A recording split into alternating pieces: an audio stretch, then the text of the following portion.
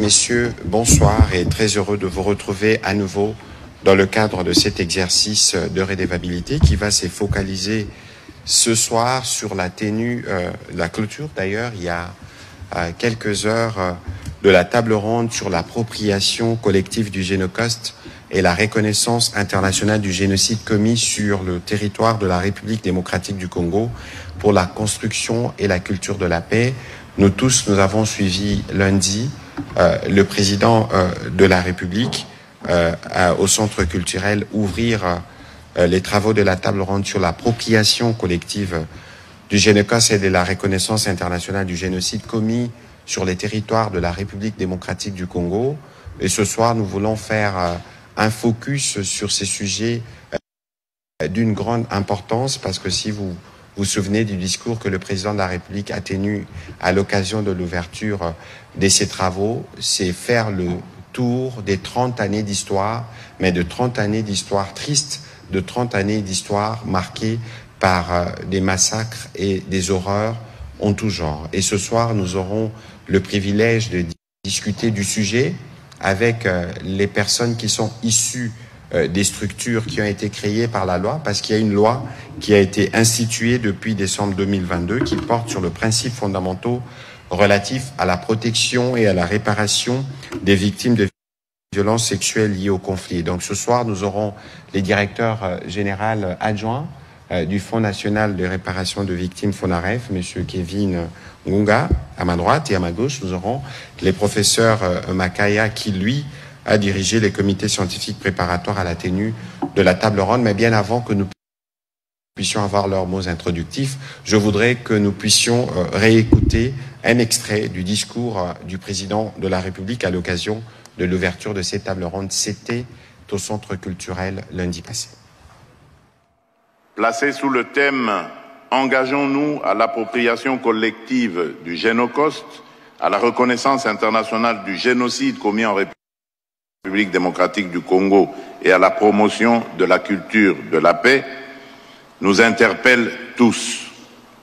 Elle intervient dans un contexte critique où notre pays continue à subir une guerre injuste, où le sang de nos frères et sœurs continue de couler et où notre intégrité territoriale demeure menacée.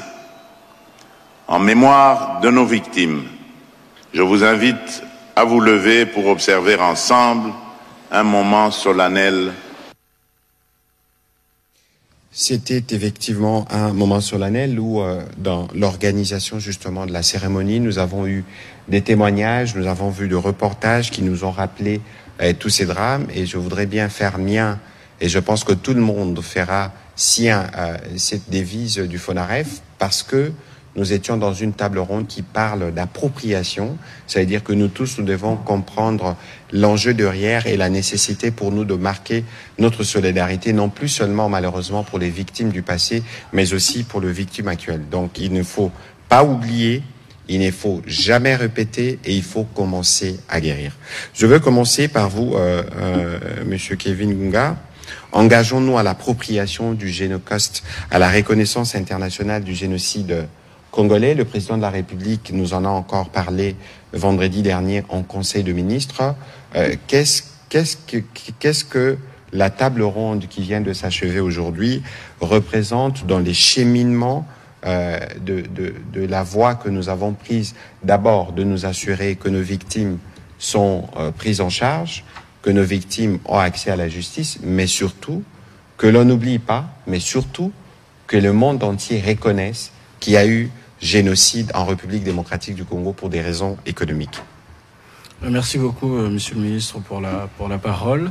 Ce qu'il faut noter, c'est que c'est un processus qui a commencé depuis bien longtemps avec un appui considérable du chef de l'État et un engagement fort du gouvernement, parce que depuis 2019, le gouvernement s'était engagé à tout mettre en œuvre pour que justement la situation des victimes dans notre pays puisse évoluer et que nous ne puissions plus regarder du côté des bourreaux, mais cette fois-ci regarder du côté des victimes. Et cet engagement a conduit justement à la promulgation en 2000 22, donc de la loi numéro 22/065, qui fixe les principes fondamentaux relatifs à la protection et à la réparation des victimes. Et de cette loi, il y a eu plusieurs, notamment, il y a eu plusieurs éléments qui ont été mis en œuvre, notamment la promotion des droits des victimes, et qui également a conduit à la création notamment du FONAREV et également à la mise en place d'une journée, à l'institution d'une journée nationale du Génocost. Et l'objectif de cette table ronde était justement de pouvoir permettre à ce qu'il y ait une appropriation collective de ce qu'est le Génocost. Le Génocost qui est comme je le disais, une journée nationale en commémoration des victimes, pour commémorer les victimes des crimes contre la paix et la sécurité de l'humanité et les victimes de violences sexuelles liées au conflit. Et l'objectif aujourd'hui était de permettre aux Congolais, quels qu'ils soient, il y a eu des membres du gouvernement, il y a eu des représentants de la société civile, des victimes elles-mêmes et d'autres Congolais, de justement réfléchir ensemble de la manière, de quelle manière s'approprier ce Génocost pour permettre à ce que cette histoire ne soit pas oubliée et nous ne puissions plus répéter les mêmes atrocités, mais surtout, et très important, promouvoir la culture de la paix. Et c'est ce qui a été fait. Voilà, la culture de la paix, c'était l'un de 7 panels. En Exactement. tout cas, je veux me tourner du côté du professeur Makaya. Vous avez coordonné justement le comité scientifique et vous représentez aussi la commission interministérielle d'aide aux victimes et d'appui aux réformes, reconnaissance, appropriation du Génocost, reconnaissance internationale du génocide congolais. Reconnaissance internationale du génocide congolais, ça suppose qu'il y a des gens qui doutent qu'il y a eu génocide en République démocratique du Congo. Et vous, dans le cadre du comité scientifique, vous allez travailler à démontrer. Alors, avant même d'en arriver à nous expliquer Génocost, pourquoi aujourd'hui des gens doutent lorsque la République démocratique du Congo dit qu'elle a été victime d'un génocide ou de plusieurs massacres du même genre? Bon, merci beaucoup, Monsieur le Ministre. J'ai envie de dire que c'est un doute qui est légitime. Parce que sur le plan international, le génocide, jusqu'à ce jour, est un tabou. Que l'on ne reconnaît pas aussi facilement, que l'on ne prononce pas comme on veut. C'est tout un cheminement jusqu'à l'aboutissement de la reconnaissance. À travers le monde, c'est moins de 10 génocides qui ont été reconnus. Alors en RDC, c'est vraiment un courage qu'il faut prendre et commencer à construire ces cheminements jusqu'à l'aboutissement de la reconnaissance internationale. Mais cela passe par la reconnaissance nationale d'abord. C'est comme ça qu'il faut commencer par une appropriation collective sur le plan national avant de peaufiner les outils et construire un argumentaire qui puisse permettre à la RDC de démarcher sur le plan international et obtenir cette reconnaissance. Cela signifie qu'il y a un travail minutieux qui doit se faire scientifiquement, et dans les discours du président de la République mardi, il est revenu sur quelques exemples, notamment Makobola, Fizi, il est revenu sur plus proche de nous, Kishiché, récemment. Comment alors on arrive à reconstituer un génocide? Alors il faut commencer par établir les faits. Il faut reconstruire toutes les scènes possibles pour avoir tous les éléments constitutifs des faits. Déjà par rappel, il faut dire qu'un génocide sous-entend un massacre qui vise l'élimination d'un groupe ciblé, un groupe racial, national, ethnique ou religieux. Et donc il faut commencer par établir les faits avec des preuves, tous les éléments reconstitués, après passer à l'étape de la qualification. Et à l'étape de la qualification, c'est en ce moment-là qu'interviennent tous les instruments juridiques partant de la Convention de Genève de 1948 sur les graves violations du droit international humanitaire, passant par les statuts de Rome et même par des instruments juridiques nationaux. D'accord. Alors, je reviens à vous avant de revenir à lui et à donner la parole aux médias. Génocide, Génocost, c'est quoi finalement la différence? Parce qu'on parle d'appropriation. Comment nous assurer que les populations qui sont touchées, par exemple dans les Kivu, puissent comprendre dans leur langue ce que c'est la nuance entre les génocides et les génocostes? Alors la nuance, elle est déjà établie par la loi, la loi du 26 décembre 2022, parce que le Génocoste, en fait, c'est la dénomination de la journée nationale d'hommage aux victimes et aux personnes qui leur ont porté secours. C'est l'article 28 de la loi du 26 décembre. Le génocide, c'est tout un concept juridique, c'est un concept juridique avec un critère bien défini qui permettent justement d'établir qu'un massacre est considéré comme un génocide. Un massacre, d'ailleurs le prof le dira mieux que moi, il y a des critères, notamment l'intention de pouvoir détruire tout ou partie d'un groupe. Ça peut être un groupe national, un groupe ethnique, un groupe religieux, un groupe même spirituel, si je puis le dire. Et dans le cas du Congo, il y a de la documentation et c'est la raison pour laquelle il y a cette table ronde et plusieurs autres activités et la mise en place même d'un comité scientifique pour approfondir les recherches allant dans la mesure de pouvoir permettre à ce qu'on puisse certifier qu'en RDC, il y a bien évidemment un génocide. Alors pourquoi on parle alors du génocide? C'est un terme qui, il faut le dire, a été utilisé pendant longtemps par la société civile qui a compris qu'à un moment donné, bien qu'il y a une réalité juridique qu'il faut respecter pour arriver à la reconnaissance d'un génocide, mais la réalité en RDC est que les massacres qui sont perpétrés ne le sont pas de manière isolée. Il y a bien une stratégie, un plan bien coordonné visant à la destruction, à la déstructuration de notre tissu social. Et il y a certaines documentations qui permettent d'aboutir à croire qui poussent à croire justement qu'il y a bien évidemment un plan qui conduit à la destruction de tout ou partie des groupes en RDC. Donc ce qu'il faut comprendre, c'est que d'un côté, nous avons la journée, c'est pour ça qu'on parle de l'appropriation collective du Génocoste, donc de cette journée, pour permettre à ce que les Congolais reconnaissent enfin qu'en RDC, il y a des victimes et que nous compatissons avec eux et que nous sommes de leur côté, d'où ce que nous appelons, on va dire, je ne veux pas parler de slogan, mais plus jamais seul. Plus jamais seul, et pour permettre aux victimes de comprendre qu'elles ne sont plus jamais seules, les Congolais sont de leur côté. De l'autre côté, le génocide, c'est bien un terme juridique permettant de définir un massacre. Alors, professeur, vous allez le compléter, mais dans Génocoste, cost c'est en anglais, ça veut Exactement. dire le coup. Le coup. Ça veut dire qu'il y a des éléments corroborés qui démontrent que les Congolais sont tués parce qu'il faut piller les minerais qu'il y a dans leur sous-sol. Oui, effectivement, c'est la perception de la société civile qui, par ras-le-bol, a estimé que tous les massacres que connaît la RDC, c'est parce qu'il y a plusieurs richesses enfouies dans son sous-sol.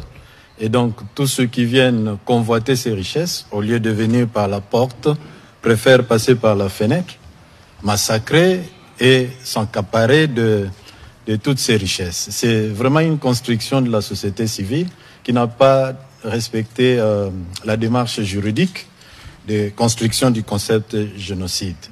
Mais c'est justement le travail que vous faites. Oui, voilà. Nous construisons ces narratifs autour du génocide pour démontrer effectivement de tous les massacres qu'il y a au Congo, il y a des massacres par la stratégie utilisée qui vise la destruction des groupes. Et donc, lorsque on démontre l'intention de détruire tout un groupe, même si le groupe n'est pas décimé en entièreté, le fait qu'on démontre cette intention, ça fait déjà réjaillir l'idée du génocide. Et donc, les exemples sont légion pour confirmer cela. Il est juste question de laisser un peu de temps au comité scientifique de creuser davantage pour remonter dans la surface tous les faits.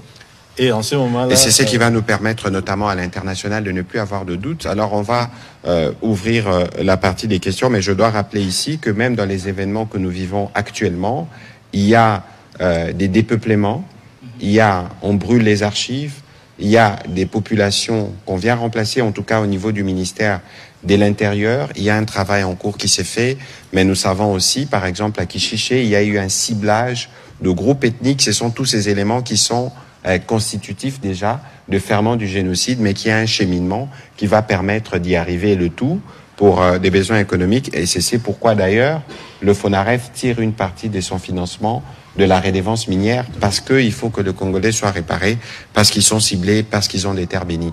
On va commencer la série des questions avec M. Pichu Mulumba, qui sera suivi de M. John Kanyunyu.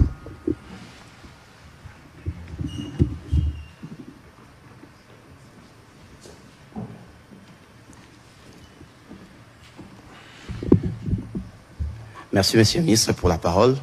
Je suis content parce que ma première préoccupation a été vidée, c'était de savoir la différence entre les génocides et les génocosts. Mais je reste quand même avec le professeur Serge Makaya pour poser une autre préoccupation. L'appropriation collective pourra-t-elle se prolonger dans le temps et s'étendre géographiquement en RDC? Si tel est le cas, quelles actions phares sont envisagées pour assurer cette reconnaissance au-delà des initiatives ponctuelles? J'ai aussi une question pour vous, Monsieur le Ministre. Quel commentaire faites-vous lorsque vous entendez dire que des Congolais sont qualifiés des négationnistes du génocide rwandais, notamment dans le contexte du concert des solidarités organisé par nos artistes le 7 avril de cette année? J'ai tout de suite envie de vider cette question parce que je souhaiterais que nous restions dans le cadre justement de cette construction scientifique où nous voulons démontrer que lorsque nous parlons des génocides en RDC, il y en a eu. Mais alors, ceux qui disent que nous sommes négationnistes, je crains de vous répondre que c'est eux les négationnistes. Personne au monde aujourd'hui ne peut douter. Vous pouvez peut-être dire les mots génocide, vous pouvez trouver qu'il n'est pas établi. On peut vous le concéder. Mais personne ne peut dans le monde d'aujourd'hui ignorer la souffrance, les calvaires et les drames vécus par des Congolais dans l'Est de la RDC. Ne pas vouloir le reconnaître, c'est aussi faire preuve de négationnisme. Mais alors, il y a ici, par exemple, peut-être que M. Kevin complétera, c'est eux, dans la programmation, qu'ils ont prévu de faire la table ronde fin mars, début avril. Alors, on ne va pas venir nous dire qu'ils n'auraient pas dû préparer la table ronde dans cette période parce que c'est quelques jours avant la commémoration du génocide rwandais. Je rappelle que nous ne sommes pas négationnistes. Et aujourd'hui, il est important qu'on fasse attention. On ne va pas mettre sur la balance les souffrances des uns et des autres, mais chaque calvaire vécu par un peuple à un moment précis mérite d'être reconnu et mérite la solidarité de tous, indistinctement, que vous soyez rwandais ou que vous soyez congolais. Cela doit être bien compris.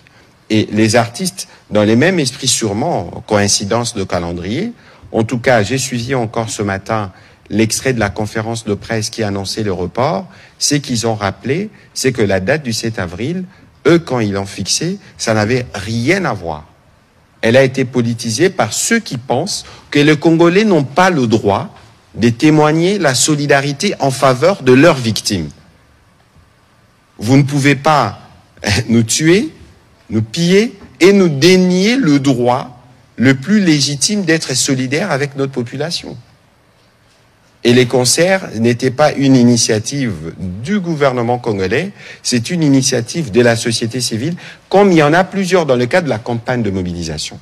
Et donc c'est malsain de vouloir faire un débat, de vouloir remettre en question l'obligation qui nous incombe à nous, Congolais, partout où nous sommes, d'être solidaires, d'être d'autres Congolais qui sont directement affectés par la barbarie rwandaise.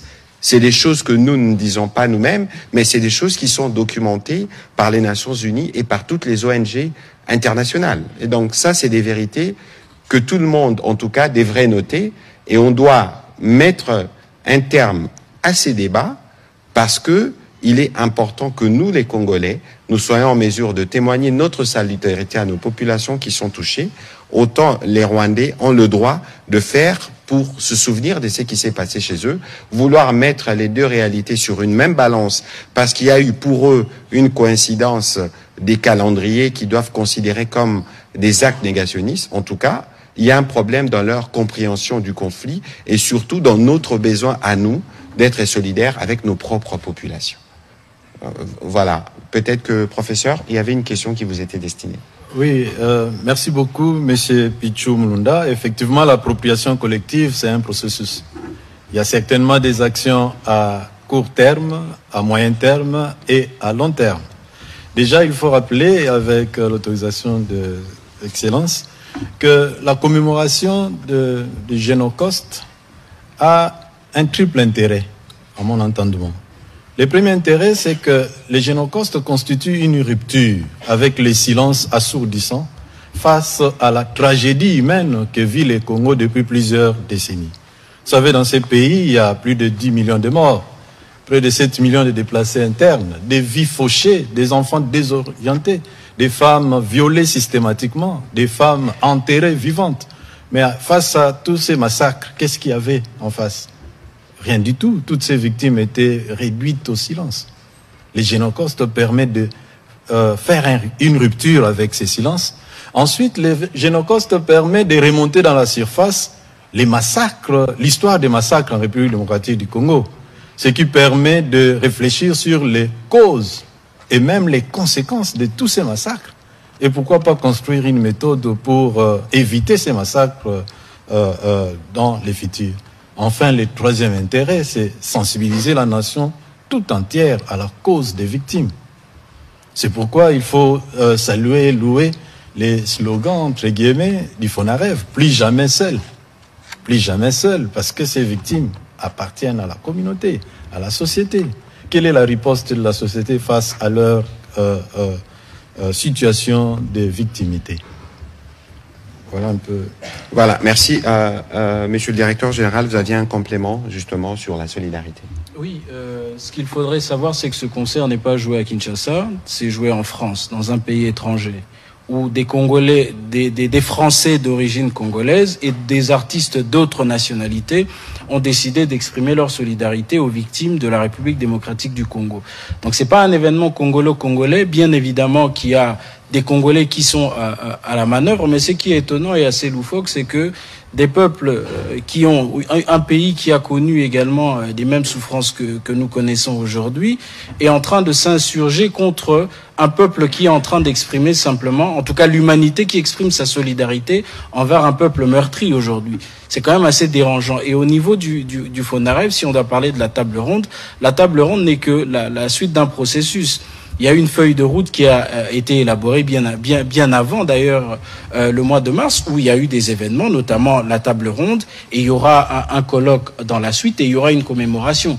Donc on ne peut pas empêcher et blâmer les Congolais parce que ils sont en train de pleurer leur mort. C'est quand même injuste et assez perturbant, je dois le dire. Voilà, merci beaucoup. On va prendre les prochaines questions de Monsieur John Kanyunyu. Merci, Monsieur le ministre Patrick Mouyaya, pour la parole. J'ai deux petites questions à Monsieur Cavin. Quels sont les éléments du génocide et comment la RDC essaie-t-elle de faire reconnaître un génocide dans l'Est?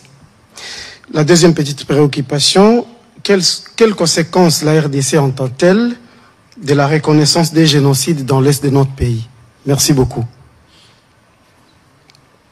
Allez-y directement. Merci beaucoup. Je pense que la question avait déjà rencontré les éléments de réponse du professeur. Déjà, les éléments d'un génocide, déjà il faut que ce soit un massacre un crime, en tout cas, qui vise la destruction de tout ou partie d'un groupe. Ça peut être un groupe national, ça peut être un groupe ethnique, un groupe religieux. Mais quand on parle en fait de cette destruction, de cette élimination, c'est pas forcément une élimination immédiate. C'est Raphaël Lemki qui est à l'origine de ce terme est en train de dire ou l'a dit qu'il s'agit en réalité d'un plan, d'une stratégie bien coordonnée qui doit conduire justement à la destruction de tout ou partie de ce groupe. Ça peut être également ça peut conduire également à empêcher par exemple les naissances dans cette communauté. Ça peut également conduire au déplacement forcé de ce groupe. Donc il y a plusieurs critères bien définis, notamment pour la Convention sur le génocide, qui définit ces éléments. Alors quelle est la conséquence de la reconnaissance? On parlait de la solidarité, ça fait partie justement de ces éléments, mais l'un des plus importants, c'est de cette reconnaissance, c'est justement la reconnaissance de la souffrance des victimes. C'est pas forcément la reconnaissance de la RDC en tant que telle, mais c'est des souffrances des personnes qui ont connu cela. Et c'est même ça le début de de la réparation. Je vous pose une question. Si aujourd'hui vous êtes, bon, je ne le souhaite pas, hein, bien évidemment, si vous êtes victime d'un vol et que on arrête le voleur et le voleur nie les faits et que tout le monde ferme les yeux, est-ce que vous serez en mesure de bénéficier des dommages et intérêts? Je ne pense pas. Donc cette reconnaissance va conduire également à des réparations. Et effectivement, cette reconnaissance doit conduire également à ce qu'on a appelé à ces 3 piliers de la table ronde, ne pas oublier. On doit conduire l'humanité à ne pas oublier. Pourquoi ne pas oublier? Pour ne pas que ça se répète et pour permettre aux victimes de commencer à guérir. Donc c'est un processus qui conduit à la guérison, voire à la réparation et à la satisfaction des victimes. Voilà, merci. On va prendre les prochaines questions avec Gloria Féféré. Gloire Féféré, ouais.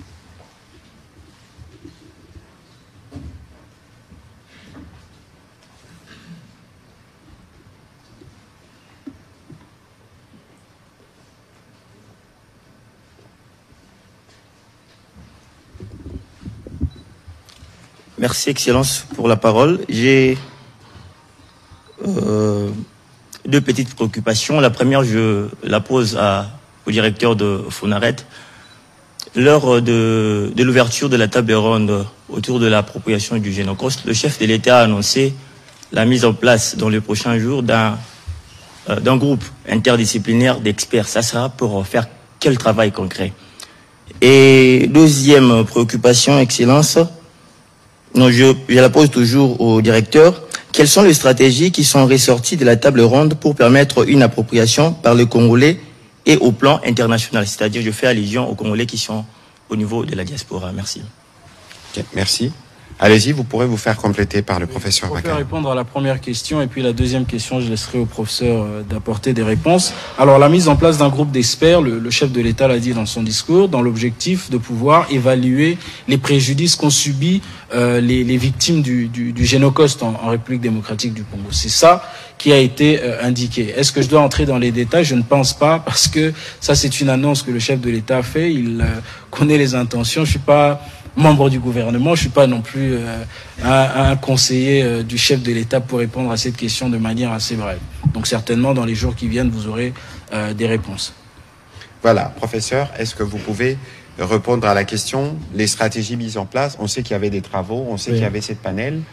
Comment les résolutions qui sont ressorties de chacun de panels peuvent permettre aux Congolais de s'approprier et aussi à l'opinion internationale de s'approprier les génocides congolais? Alors, l'opinion internationale, comme diaspora, c'est les résolutions de la table ronde qui seront disponibilisées et qui seront actionnées par les différentes institutions identifiées, puisqu'il faut rappeler qu'il y avait 7 panels et chaque panel avait un axe précis et chaque axe représentait un secteur. C'est pourquoi d'ailleurs l'issue de la table ronde a abouti par la signature des actes d'engagement par les différents membres du gouvernement concernés par les différents axes à implémenter. Pouvez-vous nous le rappeler, s'il vous plaît? Alors, il y a l'axe éducatif à travers l'enseignement maternel, primaire, secondaire et professionnel. En fait, ici, l'histoire, c'est apprendre aux élèves l'histoire des massacres de la République démocratique du Congo. Pas seulement l'histoire des massacres pour créer la peur, non, mais pour... voilà, je vais donner un exemple. Il n'est pas très normal que lorsqu'on pose des questions de l'histoire, que les gens soient très habiles à répondre aux questions sur la guerre des 100 ans et incapables de localiser l'île d'Idjoui à l'est. Et donc, réécrire l'histoire en fonction de nos réalités, c'est un axe qui a été proposé et qui va passer par l'enseignement maternel, primaire, secondaire et professionnel. Vous allez dire, c'est lui de la maternelle, qu'est-ce qu'il comprendra? Il peut comprendre par un chant. Il peut comprendre par un conte. Il peut comprendre par un jeu. Et donc, ça permet de mettre en œuvre toutes ces résolutions-là. Et donc, ça, c'est un échantillon d'un axe. Et il y a 7 axes. Le deuxième axe, c'est l'enseignement supérieur et universitaire. intégrer dans les programmes des enseignements l'histoire des génocostes, l'histoire du génocide, l'histoire des massacres, l'histoire des victimes de notre pays.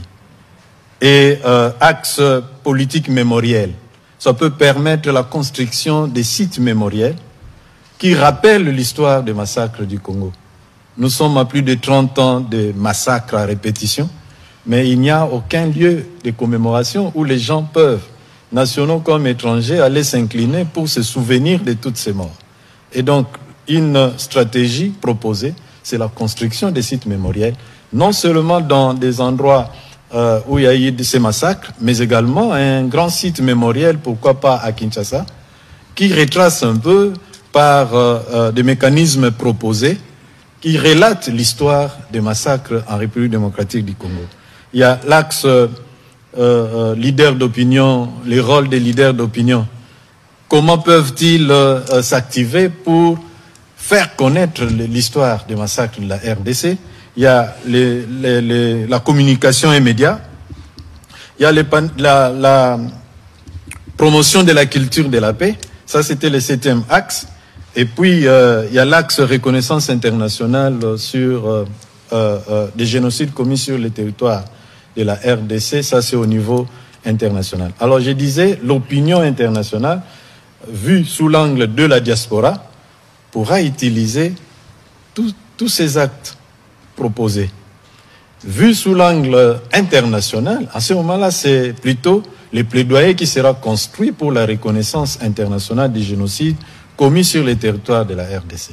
Voilà un peu globalement. En réalité, on va réouvrir nos 30 ans d'histoire et on va apprendre à nos enfants ce qui s'est passé. Donc, lorsque le professeur dit qu'on nous parle de la guerre des 100 ans, en tout cas nous on l'a étudié en 2e secondaire, alors que sur Google on ne sait pas trouver l'île d'Idjouï en République démocratique du Congo, forcément ça pose problème.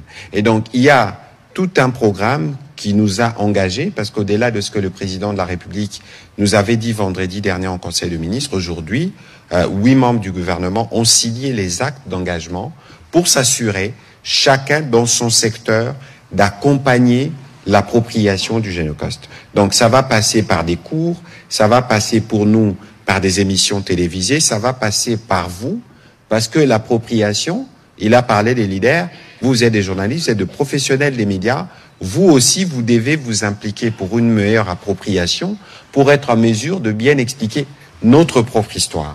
Je pense qu'il est important que nous tous on se rende compte de l'importance aujourd'hui de maîtriser ces enjeux, parce que si nous voulons que cela ne se répète plus, si nous voulons que cela ne soit pas oublié, si nous voulons commencer à guérir, il faut s'assurer que dans tous les pans de la société congolaise, tout le monde est au courant. On va prendre les questions de M. Prince Maïron. On va demander à M. Onassis de se préparer.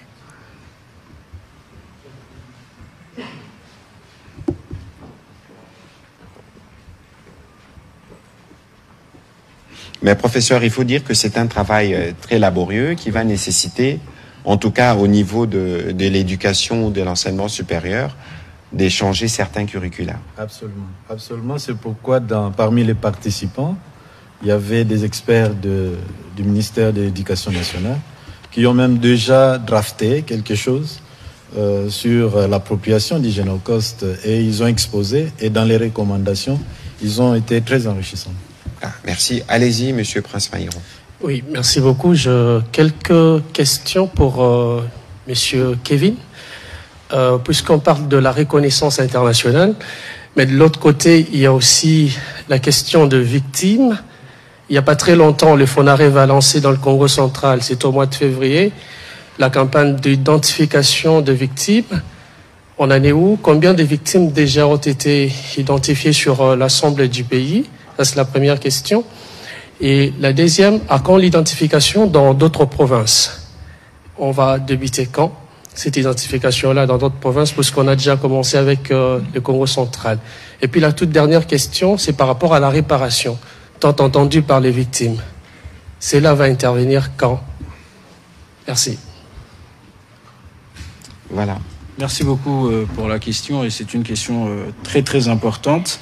Ce qu'il faut déjà dire, c'est que l'identification, nous n'avons pas commencé le processus d'identification au Congo central. Le processus avait déjà débuté à Goma, déjà, dans les camps des déplacés.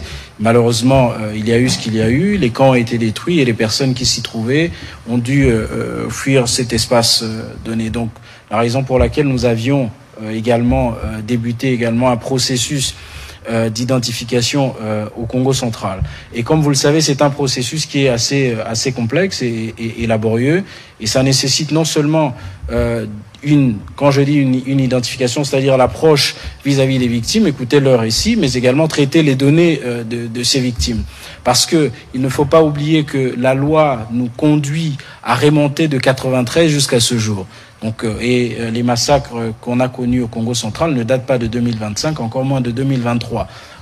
Pourquoi je parle de 2023? Parce que c'est l'année de création du FONAREV. Donc il faut remonter un peu dans le temps. Donc c'est un travail assez considérable et de longue haleine, mais on est en tout cas en cours de finition. Vous allez être tenu informé très rapidement. Et en ce qui concerne la réparation, effectivement, c'est également une vraie question. Pourquoi je dis c'est une vraie question? Parce que on ne peut pas commencer une réparation sans l'identification. Sinon, vous allez réparer les personnes qui ne sont pas réellement des victimes.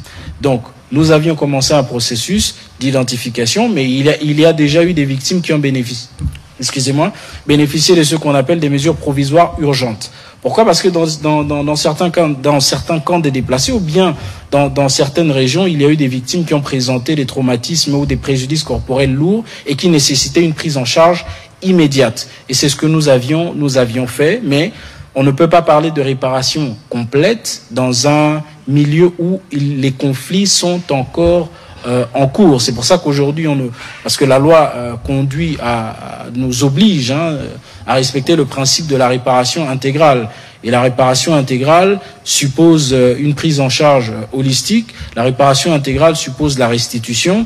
Ça veut dire que si aujourd'hui vous aviez quitté Massissi et qu'aujourd'hui Massissi est occupé et que vous habitez maintenant à Kinshasa, vous résidez ponctuellement à Kinshasa, vous avez été conduit fuir à Kinshasa, la réparation ou la restitution pour vous, c'est de retrouver votre lieu d'habitation qui est à Massissi. Mais comment vous allez retrouver ce lieu d'habitation si actuellement il est occupé? Donc c'est la raison pour laquelle on met en place des mesures provisoires urgentes. Ça suppose que ça peut être une prise en charge médicale ponctuelle, vous trouvez un lieu d'habitation ponctuel, vous permettre en tout cas, en l'état actuel de la situation, en attendant que la situation s'améliore, de pouvoir quand même avoir une certaine stabilité pour vous permettre une reconstruction au moment où la situation sera complètement rétablie.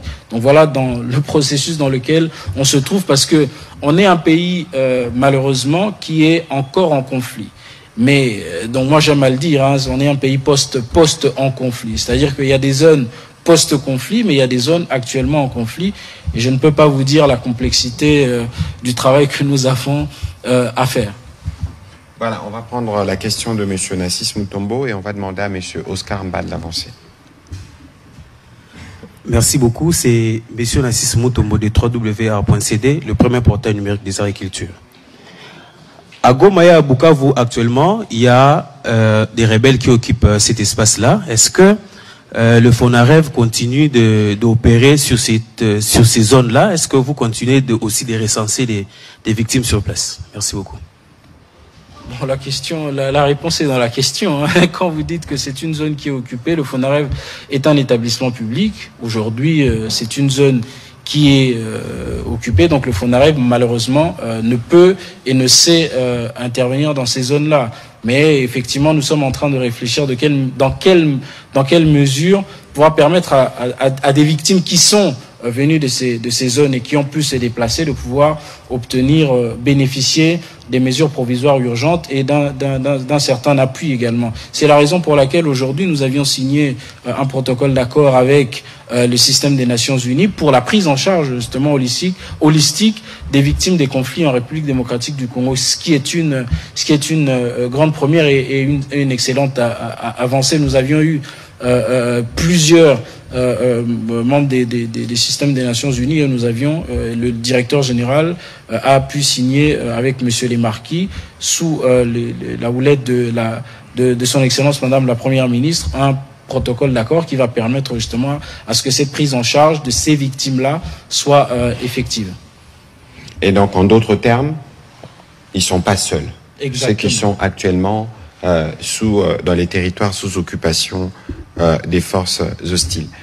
Merci. On va prendre la question de Monsieur Oscar Mbal et puis je vais demander à Madame Farel Mbungu de se préparer et Monsieur Fiston Oleko. Merci, Excellence, pour la parole. J'ai une question pour Siavar et Fonarev.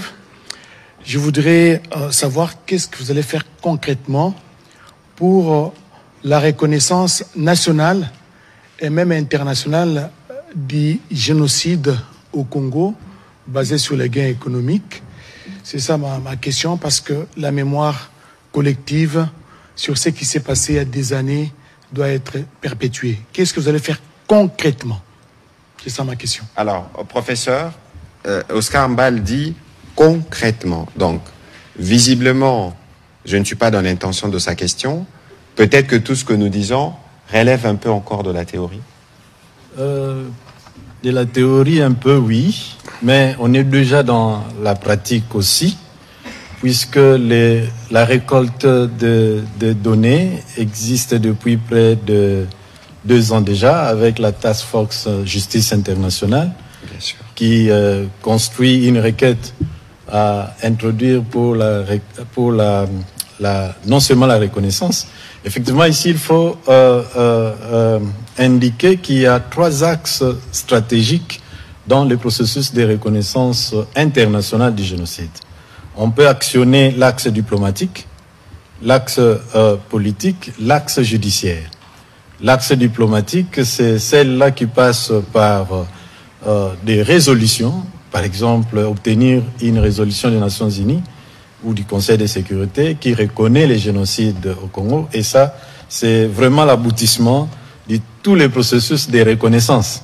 Mais cela passe par des accords ou de l'accompagnement des États voisins, des États amis, pas voisins, des États amis, et aussi un lobbying très important sur le plan international pour obtenir cet accompagnement-là des États amis dans la reconnaissance diplomatique.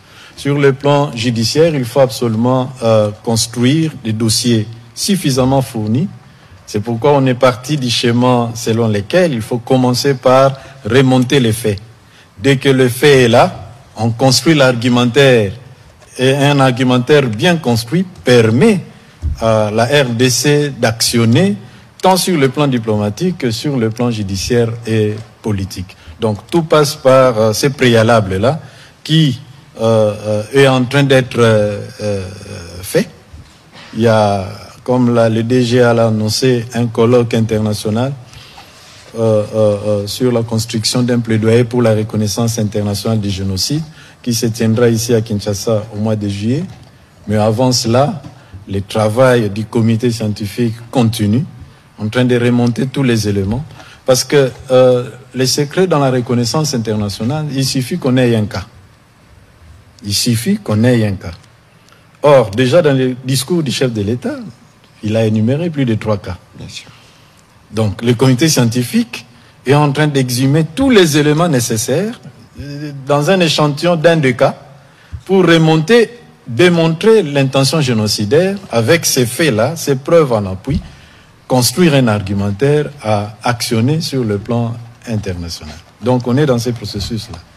Voilà, monsieur le directeur général, un complément à la question. Oui, si je peux compléter, c'est qu'au niveau national, ce qu'il faut également noter, la première des choses, c'est la loi qui a été promulguée par le chef de l'État, qui met également le pied dans le plat en instituant la journée nationale du Génocoste. Donc le mot Génocoste est au moins déjà, même si ça ne permet pas une certaine reconnaissance claire, mais au moins il y a déjà cette démarche qui est faite au niveau national.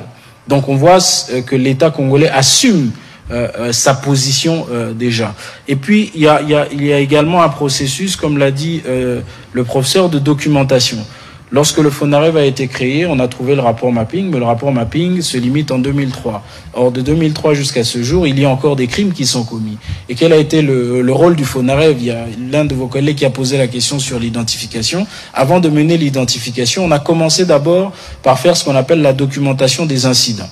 Et cette documentation des incidents permet justement d'établir les faits. Quels sont les faits qui ont conduit à ces massacres-là et quels sont les auteurs de ces massacres-là. Donc cette documentation, concrètement, c'est ce que nous sommes en train de faire et dans très peu de temps, nous allons également publier cela. Il y a également concrètement la création, on a parlé du comité scientifique, ce comité scientifique qui a été créé, donc ça conduit justement à mettre en place un mécanisme qui va devoir mener à cette reconnaissance concrètement. Il y a la table ronde. Cette table ronde qui conduit à ce que des intellectuels, des Congolais, on va dire, s'assoient autour d'une table pour discuter de cette question. Et il faut le dire, même entre nous, les Congolais, les visions sont assez parfois différentes, mais ça a permis aujourd'hui, au cours de cette table ronde, d'avoir une vision commune, un narratif commun, un argumentaire unique qui permettra justement d'aboutir à cette reconnaissance. Et puis il y a un point très important, c'est les témoignages des victimes également. Aujourd'hui, la parole des victimes compte, la parole des victimes est importante. Mais revenons en arrière, 5 ans en arrière, est-ce que vous entendiez des victimes s'exprimer? Est-ce que cette question était autant vulgarisée qu'aujourd'hui? C'était l'omerta généralisée et voulu même.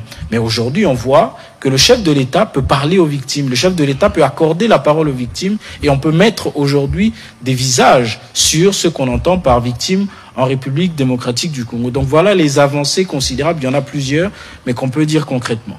Mais je crois qu'il n'y a pas meilleure réponse que celle-là parce que nous étions, comme les DGA le dit, dans une forme d'omerta. Aujourd'hui, il y a une réponse institutionnelle. Ça veut dire qu'on n'a pas attendu que ce soit des ONG internationales qui viennent par compassion pour dire voilà, au Congo, il y a des victimes. Non. Il y a une réponse institutionnelle. Il y a, justement, pour mettre en machine toutes ces questions qui doivent aboutir à une reconnaissance internationale, il faut construire l'argumentaire. Mais bien avant d'ailleurs qu'on construise l'argumentaire, on a créé le FONAREV pour commencer à donner de l'espoir, à donner des réponses à des Congolais et des Congolaises qui sont victimes et sur un financement du Trésor public. C'est une avancée majeure et qui est concrète. Mais ici, lorsque le directeur général a rappelé qu'ils vont travailler à partir de 93, donc on va remonter 32 ans d'histoire. Ce n'est pas peu dans une société où parfois on n'a pas toujours la culture de la conservation. Lorsque nous vous parlons, lorsqu'un crime se commet, lorsque nous disons que nous documentons, il y a des gens qui semblent ne pas comprendre, mais si vous avez bien suivi l'argumentaire du DGA, il vous parle de la documentation. Nous étions en avril, je crois 2023, à Goma, où on avait attaqué le camp des déplacés de Mugunga. Il y a eu 35 morts, mais on a retardé, je crois, de 2 jours l'enterrement parce qu'il fallait faire l'autopsie et il fallait des médecins légistes spécialisés parce que ces autopsies pourront nous permettre de soutenir notre argumentaire lorsqu'on va dire qu'il y a eu crime de guerre, qu'il y a eu crime contre l'humanité. Il suffit pas de les dire devant les juridictions, mais il faut être en mesure de les démontrer. Et on ne peut les démontrer qu'en ayant cette rigueur, et c'est cette rigueur qui guide le travail qui est fait par le FONAREV, et le colloque ou la table ronde a servi d'aller plus loin. Donc, en réunissant les experts de tous les niveaux, en sériant les secteurs qui sont plus à même de permettre une appropriation, et ce n'est qu'après qu'on sera en mesure de faire le combat au niveau international. Ça peut prendre 2 ans, 3 ans, 4, 5 ans, mais pour nous, c'est un travail permanent pour nos morts, parce que nous avons pris le rendez-vous de ne jamais oublier, de ne pas oublier. Alors, on va prendre les prochaines questions en série. Comme ça, on répondra une fois pour toutes et on va terminer cet exercice. On va commencer par Madame Fallon, Monsieur Fiston, et puis ce sera Monsieur Amédée, et on terminera avec Jimmy Mukendi en Lingala. Professeur Serge Mayaka, dans vos mots introductifs, vous avez... Makaya, ok. Dans vos mots introductifs, vous avez parlé que la reconnaissance du Génocost doit commencer en interne et puis à l'externe. Est-ce que la RDC envisage instituer une date par rapport au Génocost pour commémorer nos morts? C'est ça, juste une question. Voilà, vous pouvez enregistrer, vous allez répondre. Allez-y, Monsieur Fiston. Oui, c'est Fiston Leco pour Géopolis. Merci déjà, Excellence, pour la question. Mais je vais poser la question au DGA, Fonarev. Jusqu'à quand avez-vous projeté? Parce que vous sortez de 4 jours de travaux intenses pour cette table ronde instituée par le président de la République. Jusqu'à quand avez-vous projeté pour que même 50% des Congolais s'approprient le Génocost, le génocide congolais? Et là, j'estime que vous avez aussi travaillé autour de ça. Et au professeur Makaya, comment comptez-vous évaluer cette appropriation collective pour enfin passer au processus de la reconnaissance internationale? Quels sont les éléments de validité que vous avez mis en place?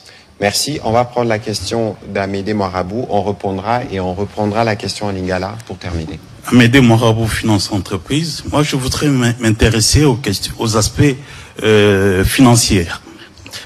Monsieur le directeur adjoint, quel est le budget actuel du Fonds Narev et qu'est-ce qui a été dépensé depuis que vous existez? Par exemple, pour 2025, qu'est-ce qui est prévu en termes de dépenses pour les réparations? Vous sortez d'une table ronde d'appropriation justement du génocide congolais. Est-ce que vous avez évalué ce que pourra coûter ces projets, que ce soit sur le plan interne, même au niveau international? Parce que j'imagine qu'il y aura même des lobbying pour qu'il y ait cette reconnaissance au niveau international. Est-ce que vous avez évalué tout ça? Merci. Voilà, on va commencer par les professeurs et on terminera par le directeur général. Merci beaucoup, Madame Fallon. Il existe déjà une date. C'est le 2 août de chaque année qui est consacré à la commémoration et à l'hommage aux victimes.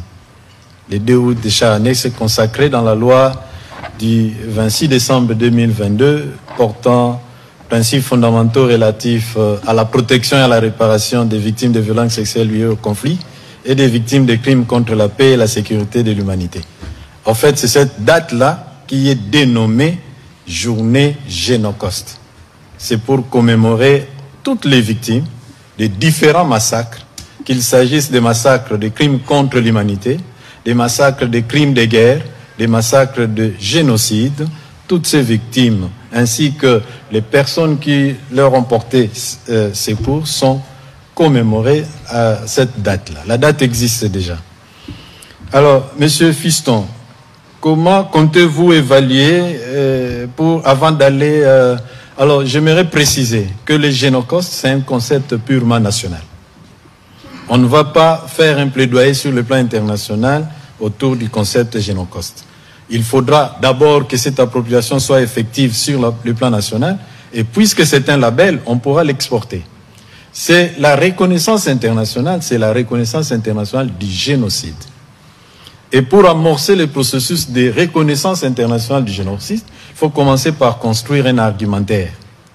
Et construire un argumentaire passe par rechercher, remonter tous les éléments, rassembler les preuves, les témoignages, tout ce qu'il faut pour finalement dire effectivement, en fonction de ces éléments, il existe un génocide. Nous construisons notre argumentaire et nous commençons notre plaidoyer sur le plan international. Voilà, donc il faut faire la part des choses entre Génocost, qui est un concept de commémoration sur le plan national, et le génocide, qui est un crime international, pour lesquels on va construire un plaidoyer pour la reconnaissance internationale. Alors, est-ce qu'on peut aller à l'international sans avoir reconnu sur le plan national? Non, ça commence d'abord sur le plan national. Mais sur le plan national, lorsqu'on dit Génocost, on n'est pas dans les génocides. Lorsqu'on dit Génocost, on est dans la commémoration des victimes. Les génocides, c'est un crime, c'est d'ailleurs le crime des crimes. Parce que lorsqu'on vise à éliminer tout un groupe, il n'y a pas pire de crime que ça. Voilà pourquoi il faut commencer par tous les axes en termes d'approche qui ont été prévus, qui ont été proposés par la table ronde vont être actionnés et certainement vous serez tenu comme leader d'opinion.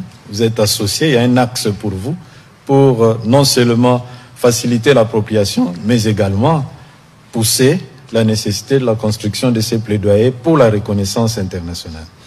Alors, c'est bien que vous parlez d'appropriation, mais je pense que, professeur, il faudra penser, en tout cas pour les professionnels des médias, à leur donner de la documentation, en commençant par la loi qu'on a évoquée tout à l'heure de 2022, du 26 décembre 2022. Comme ça, on est sûr que les sujets du génocide congolais, les sujets de tous les crimes commis en RDC, c'est des sujets que nous tous nous maîtrisons, parce que nous, professionnels de médias, dans le cadre de l'axe qui est le nôtre, nous avons ces devoirs parce que nous sommes des vecteurs de transmission. Alors, monsieur le directeur général adjoint, il y avait des questions qui vous concernent. Oui, il y avait une question, je pense que le professeur a apporté des réponses, des éléments de réponse de monsieur Fiston, je pense, sur jusqu'à quand avez-vous projeté pour que 50% des Congolais s'approprient le Génocost. Je pense que l'appropriation collective du Génocost, on ne peut pas... J'ai envie de vous dire, je pourrais pas mettre une date parce que lorsque l'on commémore des morts, il n'y a pas un moment où on se dit j'arrête de commémorer, j'arrête de penser aux personnes qui me sont chères. Nous sommes dans une nation, je le disais dès le départ, qui est toujours en conflit. Et même quand nous regardons ce qui s'est passé avec les Juifs, par exemple, jusqu'aujourd'hui, ils continuent de commémorer. Jusqu'aujourd'hui, les enfants et des enfants des Juifs continuent de parler de la Shoah, de l'enseigner. Et c'est ça la démarche que nous devons mener pour que 50 ans après, que l'on parle, en tout cas, et cette fois-là avec des arguments solides, cette fois-là avec des récits clairs de ce qui s'est passé. Donc, ça serait assez audacieux pour nous de dire, bon, dans 2 ans, on va arrêter. Non, ça serait même contradictoire. Donc, c'est quelque chose, c'est un travail de longue haleine que nous allons mener et que nous voulons également que d'autres après nous puissent également mener. Deuxième question concernant les aspects financiers. Moi, je pense que j'inviterai monsieur Hamedi à la fin de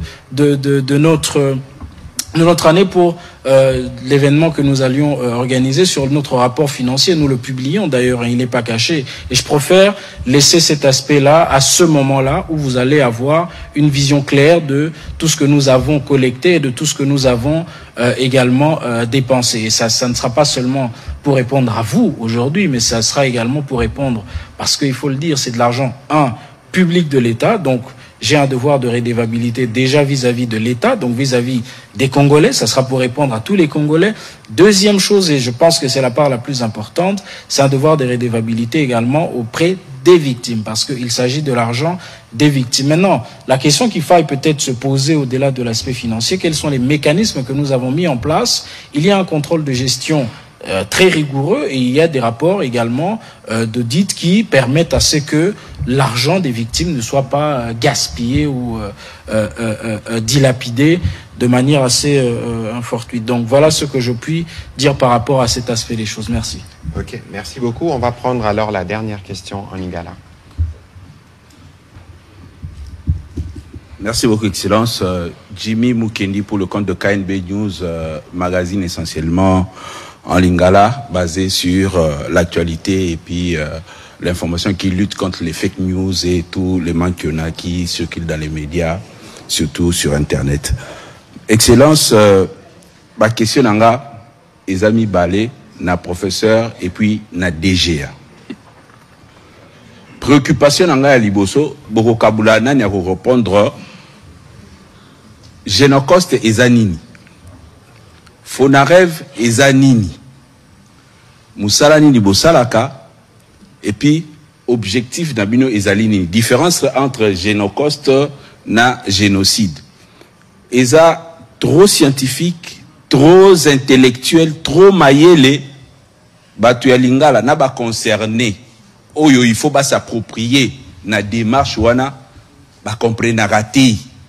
Et puis na table ronde bouti ko sala bolobi nini na kati kuna. Ce qui te ko expliquer na ba congolais ba comprendre makambo bozai ko sala parce que na landaka communication à Fonarev essentiellement même dans les réseaux sociaux mingi za na français. Merci.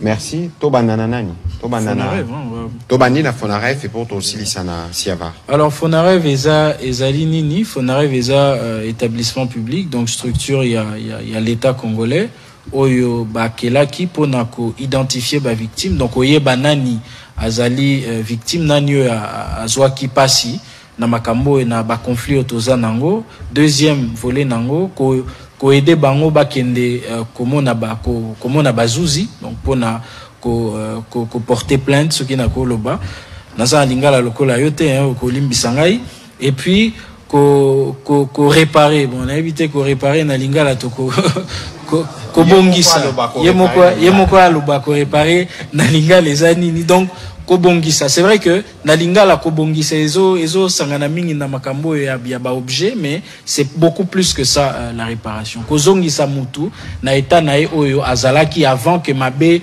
ekomelae. Donc voilà musala oyo bisoto salaka en bref. Voilà, Siava, professeur, à l'obi pe baramba table ronde, bosolo la guinini, génocide, génocoste, ba concept wana ko libo lango ndenge ni pona bao bazako na biso na lingala. Bon, na habité so génocide na lingala ozala nini, mais génocoste omoninde déjà utoloba, mboka na biso eza victime ya ba guerre na ba massacre depuis ba mbule belé. Et ba massacre wana na ba guerre wana batu bakufaka, batu bakufi pe mingi. Eza neti nde tolobaka na matanga soki mutu akufi tokendaka nini, tokendaka matanga. Alors matanga eza pona ndeko ya kufaki, mais matanga ya nation na bandeko nyonso bomi bango na guerre, toza na mukolo moko tokanisaka bango. Mukolo wana eza le 2 août ya année nyonso, mais mukolo wana nde topesi yango kombo Génocoste. Eza kombo oyo tokaniselaka bandeko na biso nyonso oyo bakufi na guerre na bitumba oyo banguna bamemela biso na mboka. Yango wana nde Génocoste. Mais sikoyo génocide eza pe kaka neti infraction na cadre ya bitumba wana ba oyo bazoya koboma batu. Omoni awa na kin soki obomi mutu moko ba bomaki mutu bakobenga ngo meurtre, bakobenga ngo assassinat, bakobenga ngo homicide involontaire. Bon, izaka ba français na éviter ceux qui ko traduire ngo, mais ceux qui sikoyo obomi bato ebele, mais bato wana nyonso bazana eloko moko ezo sangisa bango o eza commun, neti bato ekolo moko. Voilà, neti bato ekolo moko bokaneli boma bango nyonso bosilisa bango. Acte wana yango nde babengi génocide. Et génocide wana eza grave, eza très grave, po eza normalité bino batu bo décider bo boma ekolo mobimba ya batu. Hein, balobi to boma ethnie oyo to éliminer bango nyonso yango ande ba bengi génocide. Alors na table ronde esika to uti constat eza que sur le plan national moi indifférence ezalaka. Tant batu bazolela na Beni, tant batu bazolela na Goma, tant batu bazolela na Bukavu, awawa na boulevard Kimbuta batu bazobina vimba. Na Lemba terminis batu bazobina, bazoromela, comme si voilà, toza ekolo moko. Toza ekolo neti ndaku.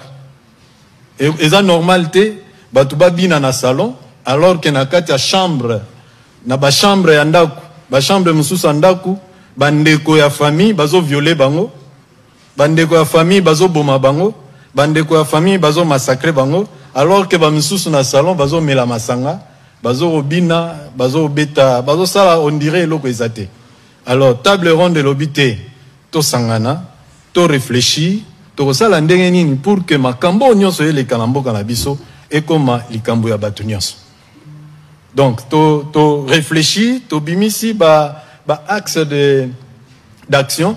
Oyo sala que même ceux qui mutoza na Kinshasa, ba ebisie que na Rumangabo mututel ba viola qui est place azali à se sentir interpellé pour mutuana zande konae aza congolais.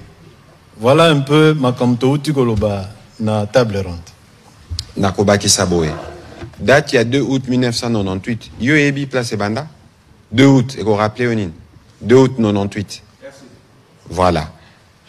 Mbokani Zarana Sima. Voilà. 2 août 1998, Bissonios Tuto Ebit. Là, papa Wendo Balbaka, Ozangi Mai Solo, Eza dato wana. O ba takara inga bakata maina courant.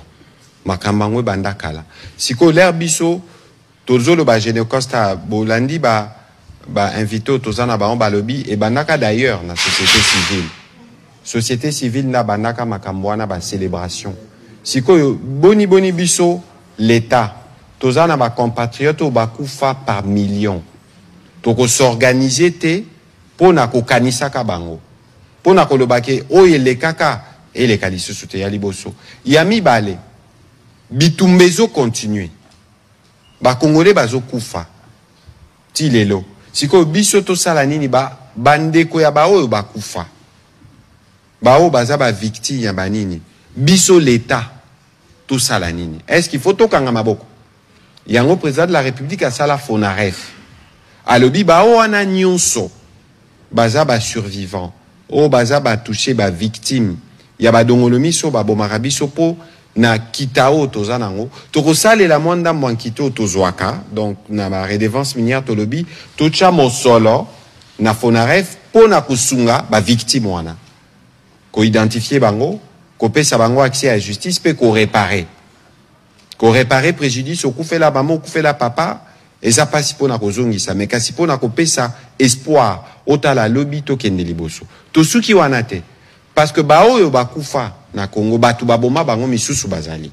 Batu wana nyonso, il faut bazala juger. Yango, la justice est une composante essentielle. Mais pour na kokoma na niveau na ba justice, il faut to yebapé ko limbola. Nature ya ba crime oyo ko déterminer condamnation ba o baboma. Yango basala classification. Balobi génocide des aodan au lobby bon. Jimmy Mukendina bato nyonso a groupe nayo nazo bomabino. Po bino boza groupe tel. Génocide. Ba crime contre l'humanité za omoni. To sa ki briefing moko wana ministre ya santé, topé ministre ya éducation. Ko attaquer ba école. Parce que guerre pèse à la convention. Que ça la guerre to attaquer école ou attaquer hôpital. Et ça ba crime contre l'humanité. Ba crime de guerre eza omoni ba bomi ba casque bleu. Topé ba attaquer ba infrastructure à bon. Siko ba biloko wana nyonso, il faut zana mayele.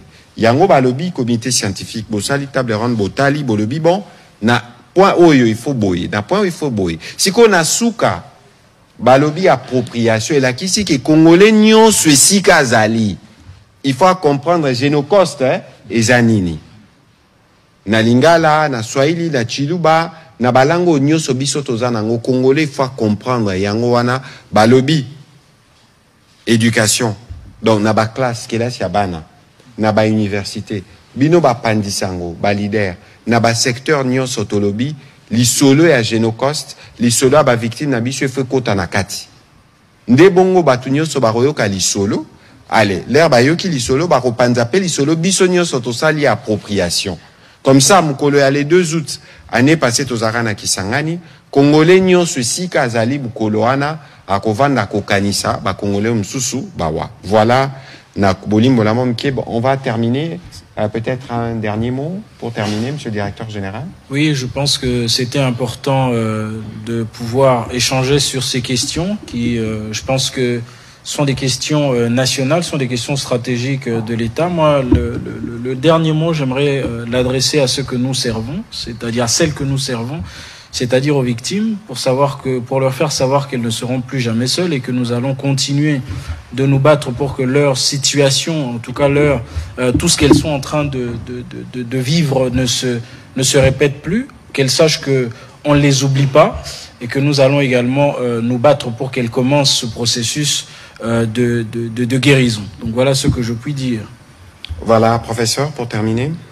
Oui, merci. C'est juste une sensibilisation de tout Congolais ou de toute Congolaise à la cause des victimes, mais également à l'appropriation des génocostes. Comme on l'a dit, les génocostes nous permettent non seulement de briser le silence, mais également de remonter dans la surface l'histoire des massacres du Congo.